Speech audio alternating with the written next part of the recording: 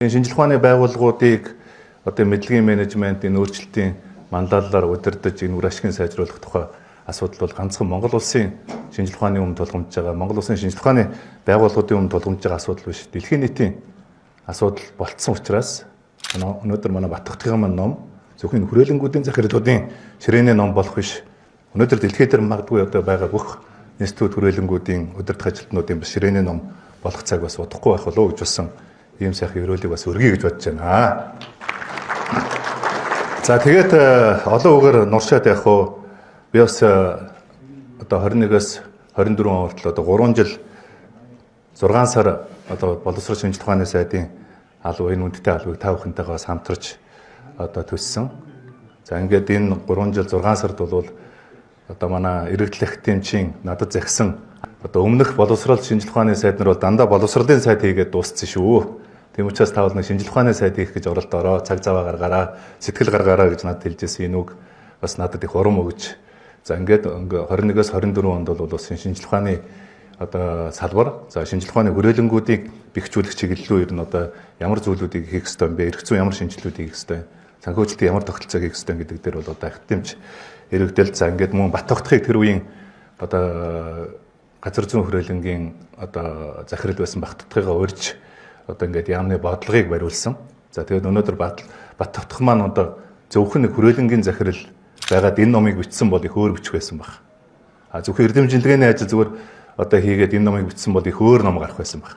А өнөөдөр эрдэмжилгээний ажилтан, за тэгээд хүрээлэнгийн захирал, за тэгээд Монгол улсын шинжлэх ухааны одоо бодлогын газрын дарга хийжсэн хүн тэр өнцгөөс одоо харж энэ ном бичигдсэн учраас бол энэ бол хамгийн амьдралтай, хамгийн одоо прагматик, хамгийн одоо хэрэгжиж болох одоо ийм ном болсон юм байна. Монгол улс одоо шинжлэх ухаанаа хөгжүүлнэ, за шинжлэх ухаан хөгжсөн улс орн одоо хөгждөг энэ төр гэдэг нэг улиг болсон ярианаас одоо ингээд ард түмэн бид нар бүгдээрээ залхачлаа.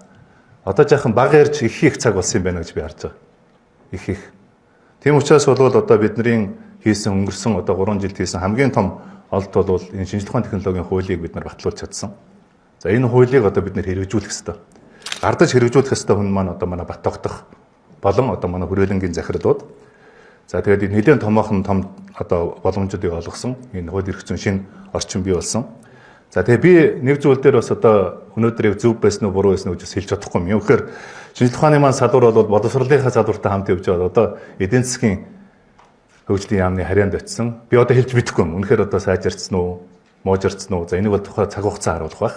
За гэлээхдээ нэг зүйлийг бол бид нар ерөөсөө мартаж болохгүй. Юу гэхээр шинжлэх ухаан бол хэзээ ч дээд боловсролоос холдож болохгүй юм байна гэдгийг би одоо мах цасандаа хүртэл мэдэрч байгаа. Тэрсмээ агсын чатны сургалтаас шинжлэх ухаан бол хэзээ ч хол байж болохгүй. Энэ хоёр бол хоорондоо хамт байх хэрэгтэй. Агсын чатны судалгаа.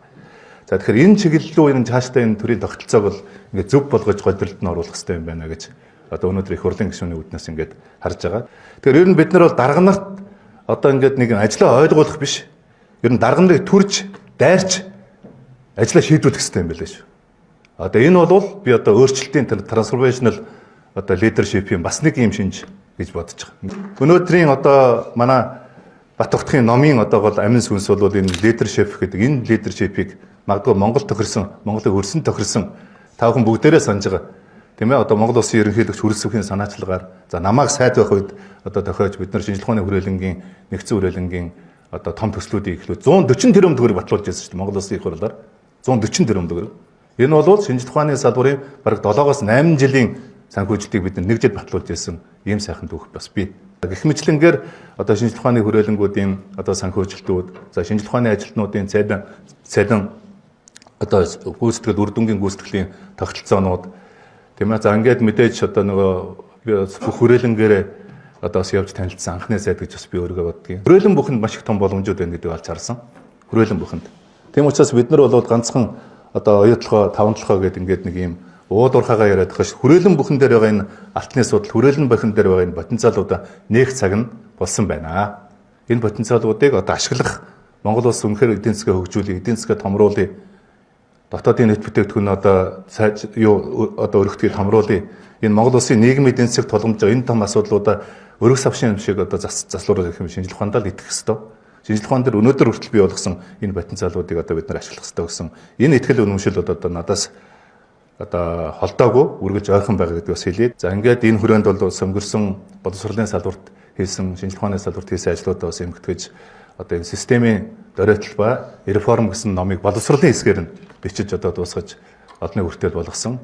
Тэгээ ер нь бол бас ингэж одоо бид нар хийсэн ажлаа хийж байгаа ажлаа бас энэ ард иргэдэд нь соён гэрүүлэх ийм ажил хийх нь зөв юм байна гэж одоо би ойлгосон. Тэгээ энэ хоёр дахь одоо хэсгийг энэ Батөгтөгтойгоо иргэдэл академичтайгаа иргэдэл их хурлын гишүүнтэйгээ хамтарч бас энэ цөмөөрө хамтарч бас энэ шинжилгээ ухаанаа хөгжүүлэх энэ номыг бас хамтарчийнэ гэж бодож байна. Гэхдээ Springer дээр хэвлүүл хувь заяа дотох байх тийм ээ.